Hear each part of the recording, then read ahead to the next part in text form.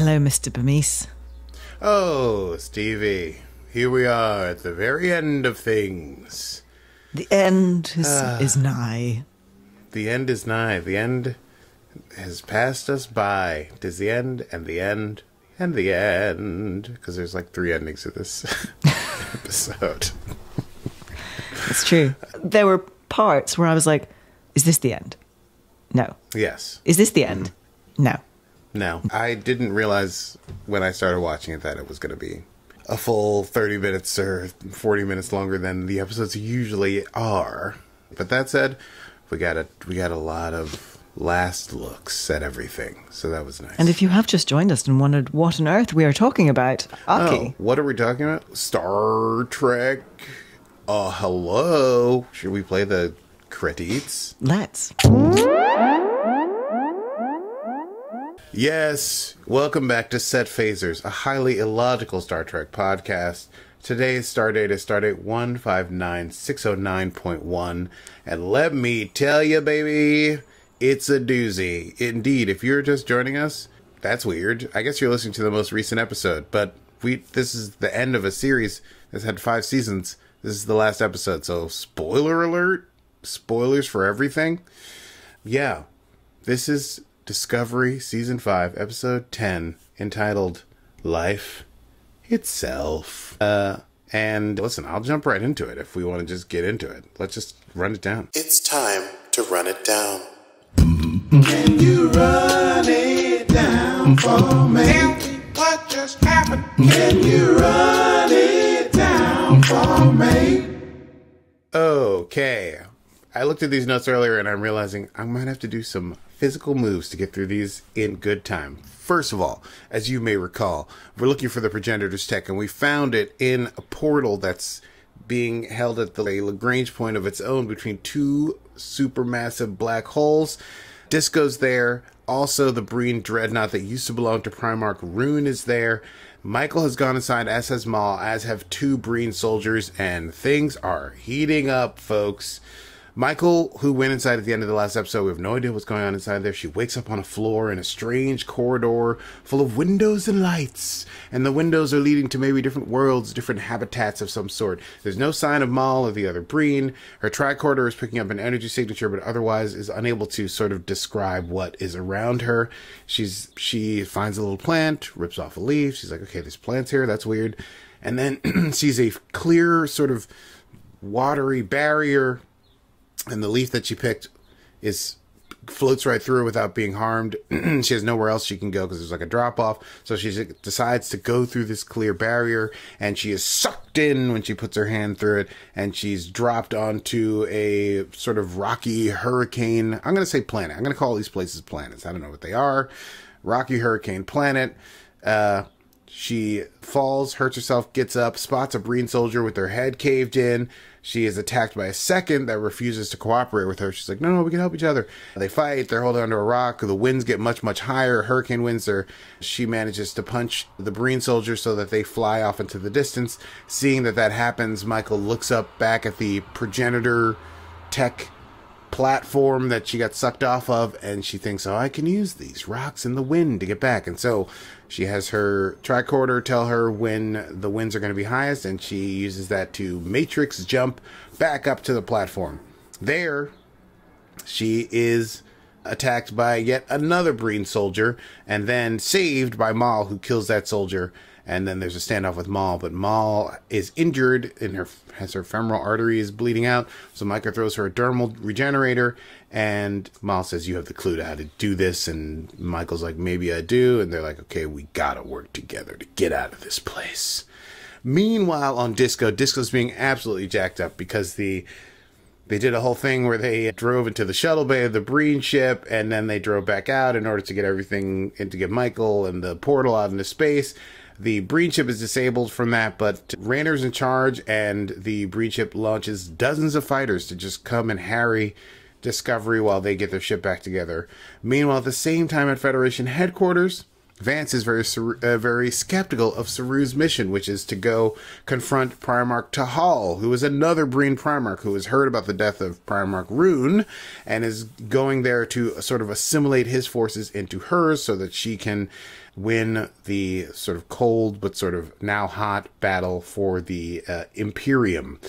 Let's see. Is this when... Yes, Commander Nan volunteers to go along with Saru. They're going to go in a shuttle with no weapons and in order to sort of try to do some diplomacy with the Breen. Back in the portal, the corridors seem endless. Michael says nothing is truly infinite. She's trying to get Moll on board, but Moll does not trust the Federation and thinks the Breen are at least aligned with her because they want Locke back. Michael says, listen, I'll help you if I can. I'll do anything that I can to help you once we find this technology, but there's no way I'm letting the Breen get this tech. And so they begin fighting there in the corridors and blasting through the various worlds, very much Matrix-style fighting.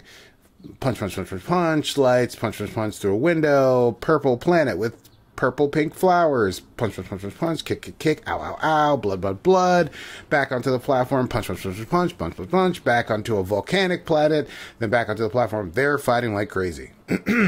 Meanwhile, Disco is still being attacked. They discover some high energy plasma near the black holes that they're going to try to avoid because it's highly combustible. Rayner remembers the avalanche from episode 1 of this season when he first met Michael and how the mission changed and how Michael knew it, and he realizes that he has to do the same thing here. They are going to have to fight back before they can get back to the portal to save Michael because they can't just beam it in. They have to get close enough to tractor it in. So Book, who's there, decides to volunteer to go after Michael in a reinforced shuttle while Disco fights the Breen. Book then goes down to engineering, gets an attachment for the shuttle that will sort of help keep the radiation out for at least an hour. He takes a shot of radiation poisoning from Dr. Culber, who also volunteers to go on the mission. Doesn't know why, but he believes that Book will need him. And so he goes along. Back in the portal, still fighty. Michael finally gets the best of Moll and says, listen, we can keep fighting here infinitely, forever, or we can work together. And if Moll can't trust the Federation, then at least trust Michael. And she agrees, but then Michael makes Moll ditch her weapons, and she learns what the pattern buffer is. That's got the body of Locke in it. And Moll's goal is to use this progenitor's tech to bring back Locke. Disco is still in the dogfight. Book and Culber manage to get away in the shuttle. And then they're headed towards the portal. Meanwhile, Tilly has a crazy idea to use the high energy plasma. They're going to fly through it, and then when they are pursued by the Breen vessels, they'll ignite the plasma and kill all the Breen vessels. Rayner goes for it. Back in the portal, Michael says that the progenitors thought in more than 3 dimensions, so they have to look at the place that they're in a way that is more than 3-dimensional. She indicates the shadows next to the lights. There's some negative space that has nothing to cast that shadow. When she puts her hands in there, she thinks she's revealing sort of visual, what do you call those things? Not a hallucination. A visual, a fake thing? Anybody? Mirage? Mirage. Let's go with mirage. Optical illusion is the word I was looking for. Optical, not visual. She believes it's an optical illusion, but it is revealed that there's a vast field of yellow flowers and a platform at the center. And this is perhaps where the progenitors have been hiding their machine. Moll and Michael set out into the field. Meanwhile, Saru, they find the fleet, they hail Tahal. Tahal does manage to be picked up on the frequencies. Saru says, listen, to continue in this pace, there's a Federation ship there, there's a Breen ship there.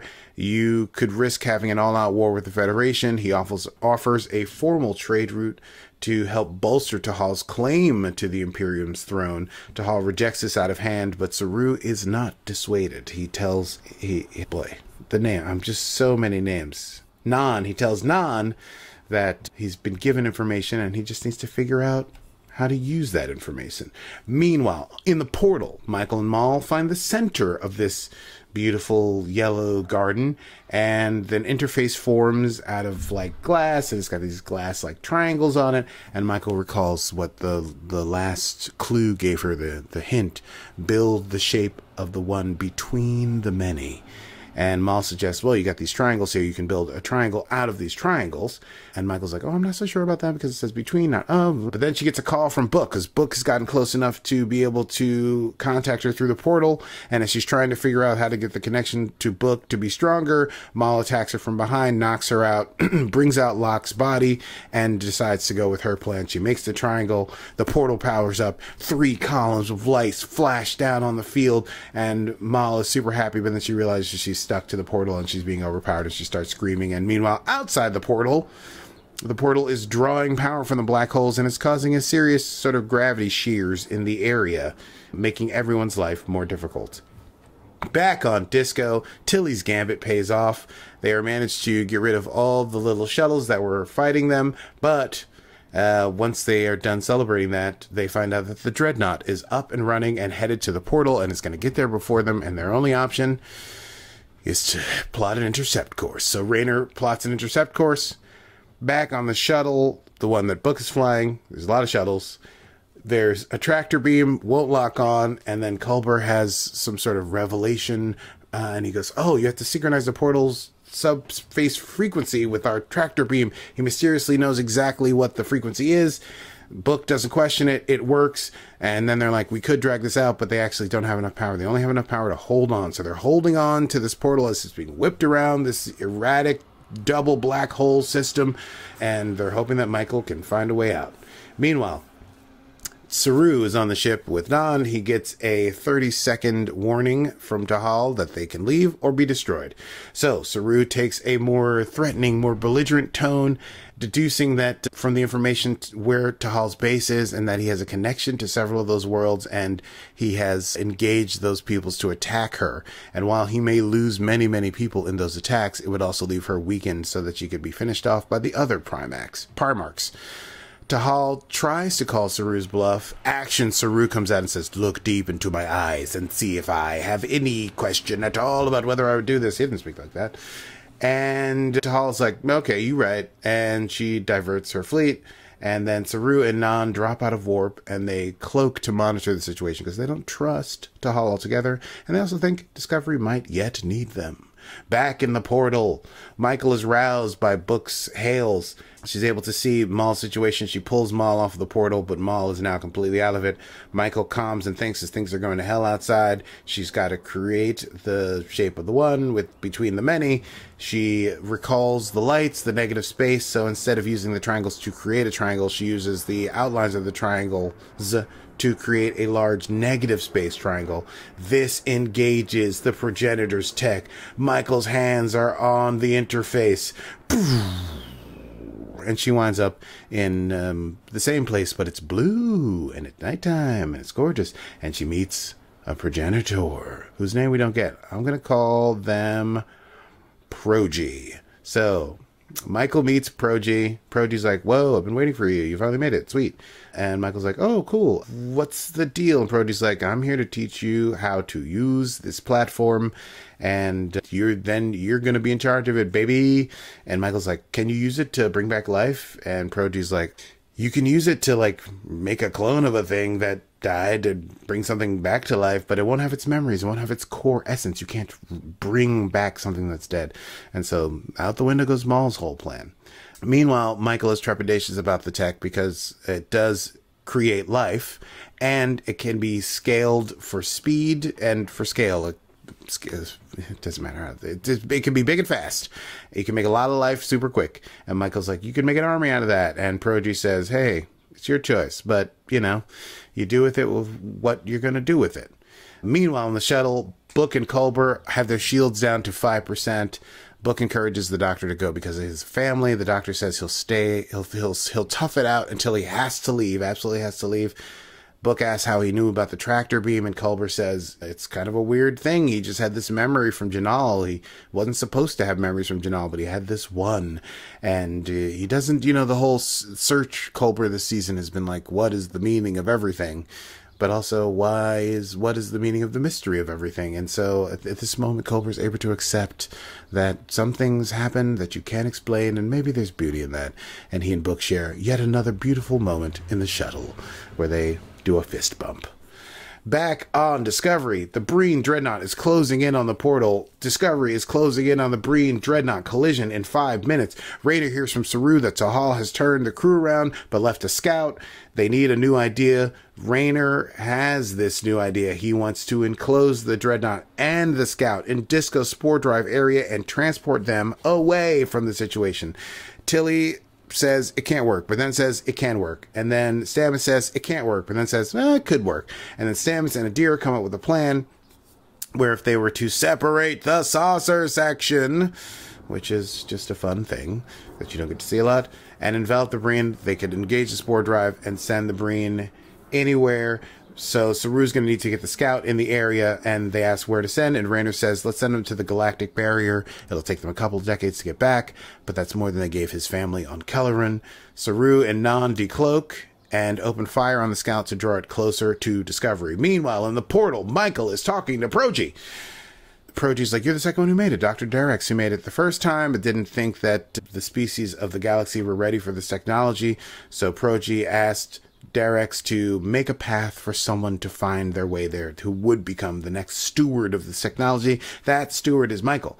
Michael will have to use it as she sees fit. And even though Michael is imperfect and afraid and sometimes, scared and worried about things, Progi assures Michael that that is true of all beings, including Progi themselves, and you just have to strive to be the best that you can be and find out what is truly important to you. Michael, still distracted by the plight of her friends outside of this weird time bubble where everything is cool and chill, is also wondering, should any one individual have all this power? It seems crazy. Anyway, Progi's like, listen, you want to go back and save your friends? You don't want the power of all creation? Fine, I'll send you back. And when you get a chance, come back here and learn how to use creation power. And Michael's like, thanks so much. And then Progi touches Michael's head, and then Michael goes back to the present moment. But first, she has to relive billions of years of existence. And she does that, and then comes awake, and she is back in the real time and removes her hands from the device, which causes the 2 black holes to stop freaking out. Meanwhile, Discovery's spore drive trick works. The Breen Dreadnought and the scout are transported away. Seems pretty messy. Michael's back in the portal, rouses Moll, lets her know that there's nothing that can be done for Locke. They put his body back in the, transport thingy, gets her up and moving. Book picks up 2 life signs, beam them aboard the shuttle. Michael gives Moll to Culber for medical attention. Michael and Book reunite. Michael orders Disco to beam the portal aboard Discovery and for folks to meet her in her ready room. There in the ready room, Saru's there. Hooray! Also, Rayner, Adira, and Stamets come in. Stamets is breathlessly excited with the information they got just off of Michael's tricorder, let alone what's inside the progenitor tech portal. But Michael informs them that she recommends that they let this beautiful technology that they fought for so long, they just let it go. They don't need it anymore. They don't need to create more life. They already have, quote, infinite variations and infinite combinations or whatever the Vulcan thing is. And no one person should have all that power. And she believes that once she speaks to the president and to Vance, they will agree with her. So they leave, and Adira consoles Stamets by saying, hey, we had fun though, right? I mean, just science is fun. The portal is indeed sent past the event horizon of one of the black holes, and Michael says they have to trust whoever made it can remake it if they still exist. Book goes to visit Moll in sickbay and says, if you ever need me, I'm here, and you may come not to hate the name Cleveland Booker. And Moll is is reluctant but not adamantly against it. And then Book learns from Nan that when Moll leaves sickbay, before she goes to a detention, she'll be brought to Dr. Kovich. Ooh, Dr. Kovich comes back in the mix. Meanwhile, Michael beams into Dr. Kovich's office, learns that the Red Directive is officially closed, all the records classified, no one will ever know this technology or anything existed. Michael's like, I'm quite familiar with this protocol, which is funny because Kovich... Did Kovich not? Does he know about... Anyway, it doesn't matter. That was an interesting moment for me. He compliments Michael on being the most impressive and yet the most aggravating person that he's ever met. Michael tries to get back the Infinity device thingy, and Kovich urges Michael to keep it just in case. Might need you for another Red Directive. Michael, in taking in all the memorabilia behind Kovich, which I'm sure will be part of the Easter egg situation, says, I think this Kovich is not your real name. That's probably a code name. And Kovich admits the name is sort of a red directive in and of itself. And so Michael gets up and introduces herself as Captain Michael Burnham, and they shake hands, and Kovich introduces himself as Agent Daniels. It's been a long time getting from there to here. I just did a remix. Finally, that's not the end. The end. Wedding time. Saru and Tarina go into the planet of red stuff and the sea, and they're gonna get married. Everyone's there, and Michael congratulates them, and there's some sweet moments between people like Tilly and Rayner, and then Book arrives, looking good as hell. You can play that book music if you would, please.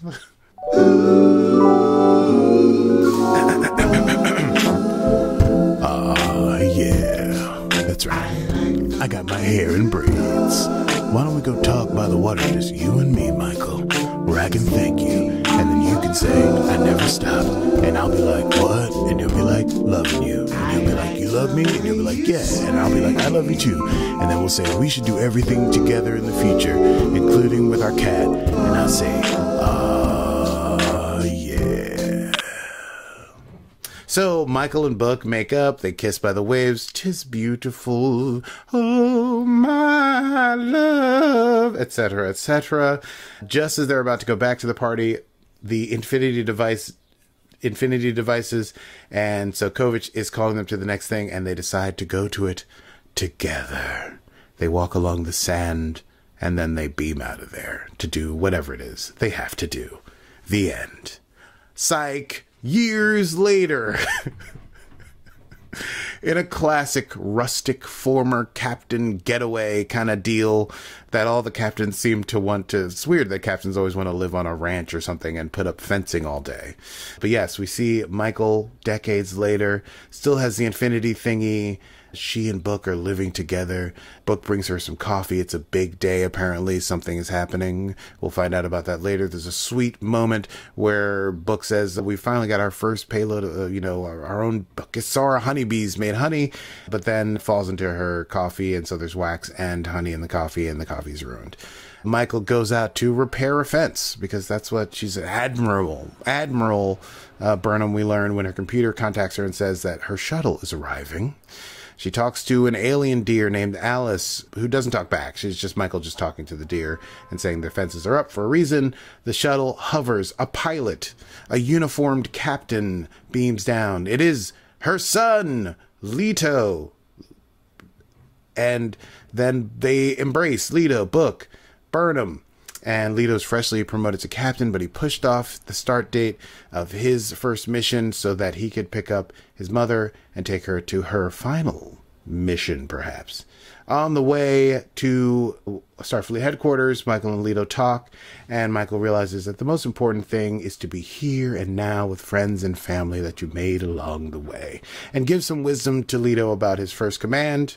They arrive at Federation HQ, where Disco is being somewhat gussied up. Gussied up. It's being turned back into its not 32nd century self. The A is removed from the hull. This is going to be Discovery's last mission. So Michael heads to the bridge. Michael and Zora have a chat.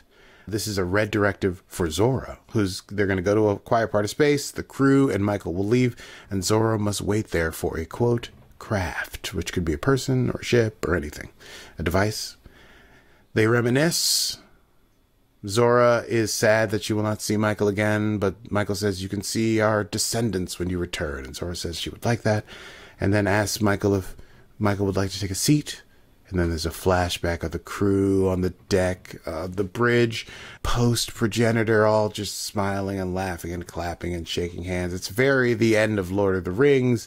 There's Detmer and Owo are there, and everyone's hugging, and it's a wonderful, sweet time. The end. Joking. Back. Disco is back into its old shape. Michael says, one last time, Zora, why don't we get out of here? There's no bridge crew. It's just Michael and Zora and maybe some people in engineering. Who knows? And Michael says, let's fly.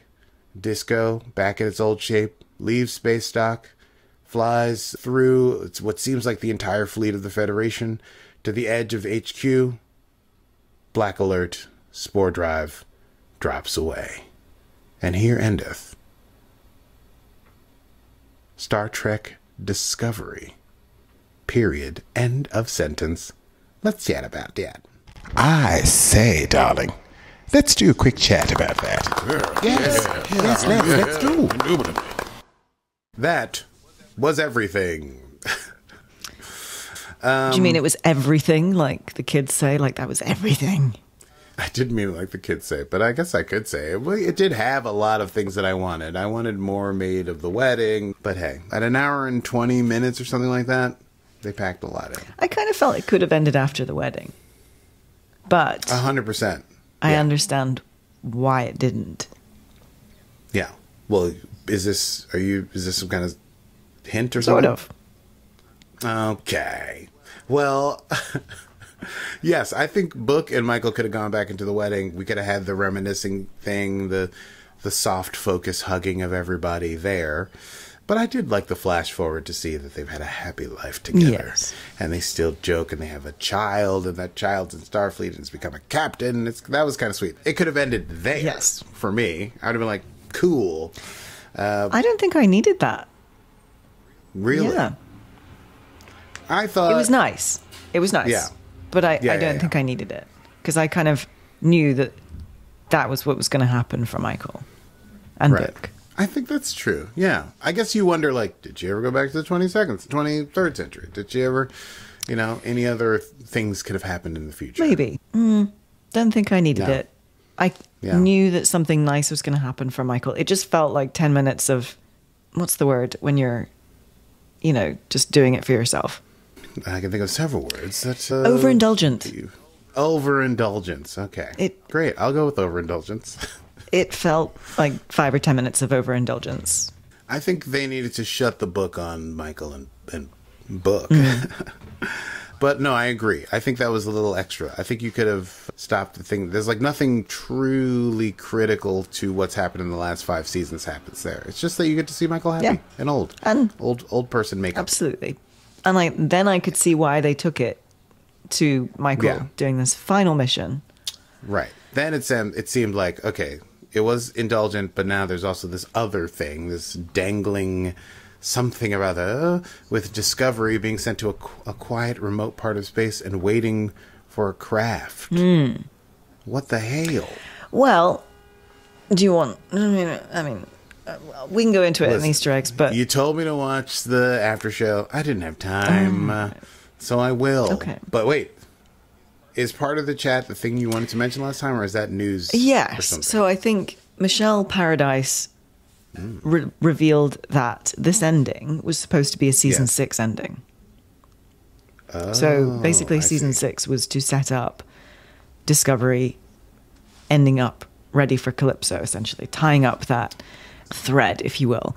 And I think what was somewhat interesting about it was that Michael Chabon was the producer that set up the Calypso short track, and Michelle Paradise wanted to tie up that thread at the end of Discovery because it was, I think we've established that these short tracks are canon, so we wanted to tie that up.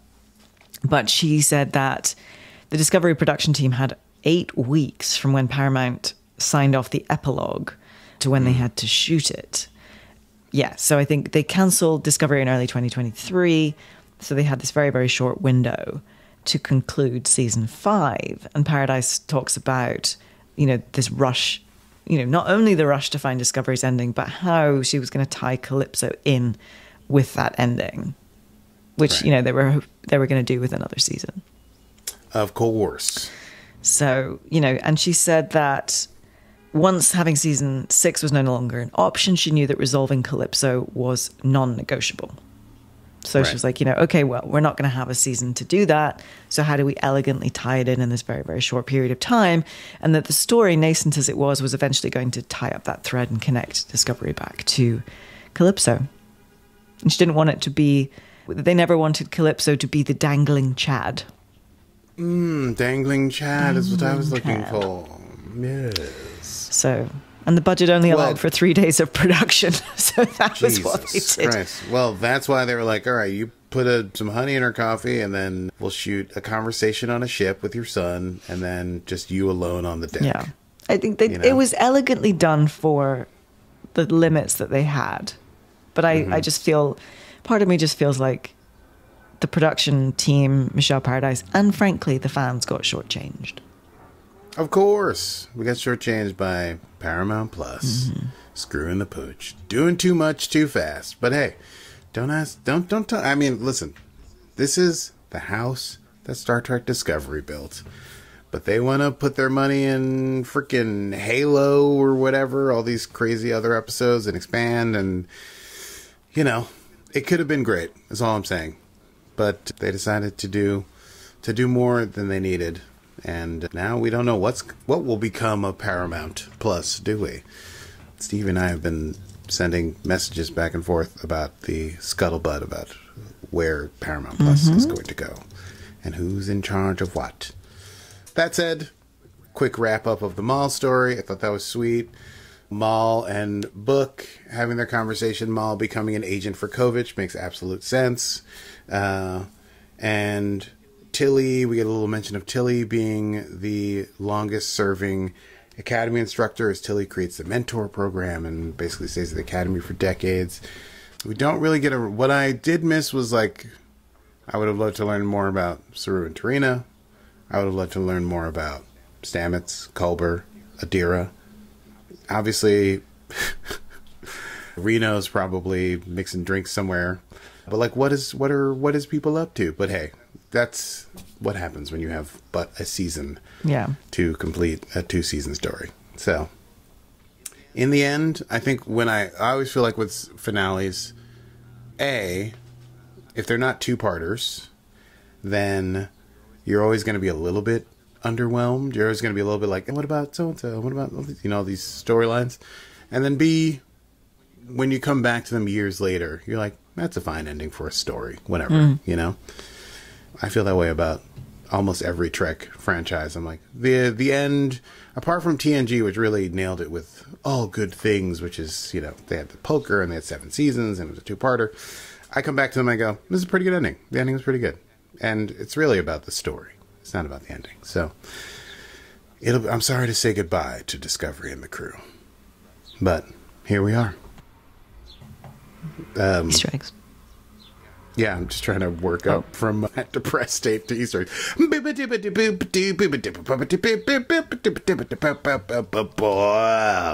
Hello, we're at the Easter egg desk for Star Trek Discovery one last time, and we go immediately to Stevie Man's on the seat. Stevie, what have you got for us today? Well, hello there, Aki. I'm here at the finale of Star Trek Discovery, Season 5, Episode 10, and we have some cute little Easter eggs for you that we don't often get from Star Trek Discovery. So, we discovered that Kovich is Agent Daniels. That was a nice little tie-in. Yes, so we've got him he going was. across franchises of Star Trek. Did you happen to notice the little trinkets in his office? Of course I did. What did you spot? I didn't write it down, but there's Cisco's baseball, Geordi's visor, something from Chateau Picard wine. Very good. Is there a fourth thing? 2 more. Oh no, there's 2 more things. Is there like a beagle collar or something stupid like that? What the fuck? I don't remember. Okay. It was a Terran Empire dagger. Yes. Yes. And there was a very chunky Type 2 phaser from Next Generation. Oh, yes. That is kind of a super nerdy thing because that particular phaser design was affectionately dubbed the Dust Buster by fans. It was only seen during Next Generation's early days in Season 1. There were 2 models of the phaser. There was like a smaller, discrete model referred to as the Type 1, and then the larger version, which Kovich displays on his shelf, as the Type 2. That one was generally used on away missions, as seen in like The Last Outpost, but Picard also used one to kill the possessed admirals in the banned TNG episode Conspiracy. That's banned? Apparently. Maybe it was banned at the time. Oh. I remember him killing the admirals with the weird things in their stomach. Yes, I also remember that, but I think it was banned at the time because that was considered too graphic. I know. Wow. Imagine that. Hello. Yes, and then it was later replaced. Anyway, so this is a very particular prop that only appeared in very short episodes or very short moments in time of TNG history. Yeah. We also heard that Tilly is the longest tenured professor at Starfleet Academy, which begs the question: will she appear in the upcoming new series of Star Trek entitled Starfleet Academy? Wait, is that taking place in this timeline? Like Yes. late? Oh, it is. So maybe she'll be like, I'm Tilly. Hello, Tilly. Hello. Tilly, don't be silly. Indeed. I mean, that'd be a nice time. So Star Trek producers have yet to announce whether Mary Wiseman, who plays Tilly, will be in Starfleet Academy. However, I shall leave that there. That would be a big hook for me. That'd be good. Wow. Well, that is all from the Easter egg desk, Aki. It is back to you Wow. in the studio. Good heavens. Oh, sorry, James Mason here. I've taken over the Easter egg desk. I just was so surprised by that Mary Wiseman news. Is there any news we'd like to report? Yes. Shall we move on to the news then? Let's move on to the news. News from around the galaxy. Well, the biggest news, Aki, that I have is that Paul Giamatti is joining the cast of Starfleet Academy As their heel, which is very as exciting. their villain. The as villain. their- Yeah, the heel is wrestling talk. Oh, like I'd know that. The news was broken this week by The Hollywood Reporter, who describes Giamatti's role as a man with an ominous past, with a connection to one of the show's cadets. Oh, I love So perhaps we have a cadet who's going to be our hero, and Giamatti is his antagonist, his, her, or their antagonist, shall we say? Yes, indeed. Uncle Giamatti, Yes. who's got connections to maybe. the chain or something. I don't know. His name won't be Uncle Giamatti. We shall see. Giamatti has expressed his love for the Star Trek universe in a 2019 appearance on The Late Show with Stephen Colbert, sharing his desire to play a Klingon. Maybe he'll be a Klingon. But the news from The Hollywood Reporter has no information on the character that he's going to play other than that description above. He has said, Alex Kurtzman said, sometimes you're lucky enough to discover that one of the greatest actors alive is also a huge Star Trek fan. And meeting Paul was one of those miraculous moments for us. And Academy showrunner Noga Landau, in a statement released, said, the sheer delight with which he dove into the Starfleet Academy is only surpassed by the gratitude we feel about him joining this cast. Wow, such love. ambassadorial language Cute. from the sheer delight with which he. Yes. Well, I can't wait. Now I'm pretty excited. Yeah, this is shaping up this, to be quite good. And I think this could be cool. we were a little because Prodigy hasn't really warmed the hearts of fans. It's it's quite specific to a younger audience, but Starfleet Academy, it's sounding like it might be quite a broad appeal in some way that Star Trek Exchange New Worlds has been.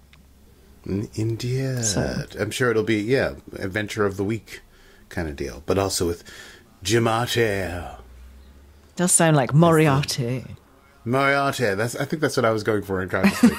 Giamatti was here. Okay. Yes. Well, that is it from... Oh, wait, no, sorry. And there is some slight... we have discussed the ongoing deals at Paramount and Paramount Yes. Plus. Shari Redstone, who heads up Paramount Plus, has finally rejected a deal from Skydance Studios. That is completely off the table. Negotiations have completely broke down at the last moment.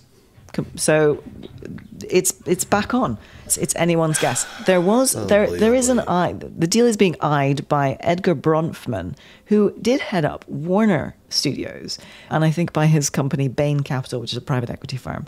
So who knows? But that is where we are now. My word. What a strange time we live It in. is. I think the Redstone family founded Paramount, and I think she's very hesitant to part with it. But I hope that they're able to find a way to save Paramount and our beloved franchise. Indeed. Although selfishly at night, when I'm lying awake staring at the ceiling, I think even if Paramount goes under, someone's going to buy Star Trek. Someone's going to buy the Star Trek For sure. imprint. If it's Amazon or Netflix or whoever. Disney?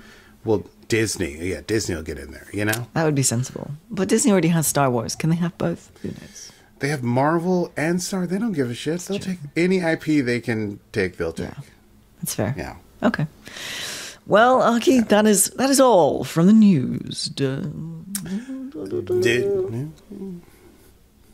Quotable moments. There's a few in this here episode. I wrote down just that Book says at one point when they're like, you can't go out there and the ship will die in the radiation and so on and so forth. He just says to Rayner, hey, let me do this. Which is just such an, oh yeah, Book moment. Hey, let me do this. And Rayner's like, all right. I liked Saru saying to Admiral Vance, diplomacy cannot succeed if both parties threaten violence. When Hugh volunteers to go out with Book, Stamets says, there are black holes out there, Hugh, which I thought was very good. I loved the interaction between Saru and Tahal, where Tahal comes on at first and says, Ambassador Saru, are you insane? And Saru says, not to the best of my knowledge, but I do require your attention. And then later, when Saru says, look deep into my eyes and see if you think, oh, that I might be kidding or wavering, before turning away, Tahal says, you are insane. I thought that was cool. Action Saru. Cute moment that's not really a quote, but Culber and Book standing side by side after they've connected the tractor beam. Book's like, how did you know how to do that? And Culber says, I'm a doctor, not a physicist, but this will work. Oh, this is right before they do that, which is a nice callback to Book. I have the quote that Saru says. He says, look into my eyes and tell me if you see even the slightest glimmer of doubt. And then Tahal says, you are insane. A brick is just a brick. It can create a home or destroy a body, as said by Progi, our nameless progenitor. And then finally, just a cracking moment for Mary Wiseman when Rayner says, say we disable all the safeguards, all of them on the spore drive, could we jump something that's not Discovery? And I counted them. She says, oh no. Then 10 times. No, no, no, no, no, no, no, no, no, no, no, no, no. Absolutely, absolutely not. Maybe. Here endeth Quotable Moments. Quotable moments. Well, who knows what the hell we'll do next time? Were we talking about maybe Lower Decks? Season 3? Yes, indeed. We might do Lower Decks Season 3 as our next thing after we've had a suitable mourning period for Discovery. I might have more to say about Discovery as I think about it. But anyway, there will be a next time for us. And if you've enjoyed this episode, then please go back and find other episodes. Seriously, if you enjoyed this episode and this was your first one, go back and figure out what happened on all of Discovery, which we have covered here on our podcast. You can get it wherever you get podcasts. Yes, do that. And of course, follow us on YouTube. We post all of our episodes there. We post our news clips. We post our Easter eggs. We post lots of things. And do join us on patreon.com/setphasers to be part of our crew.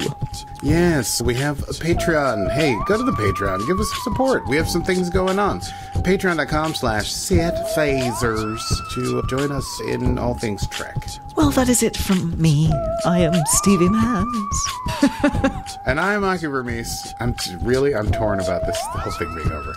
And I am Aki Vermees, and sometimes life itself is meaning enough. And this has been Set Phasers, a highly illogical Star Trek podcast. Computer. End program.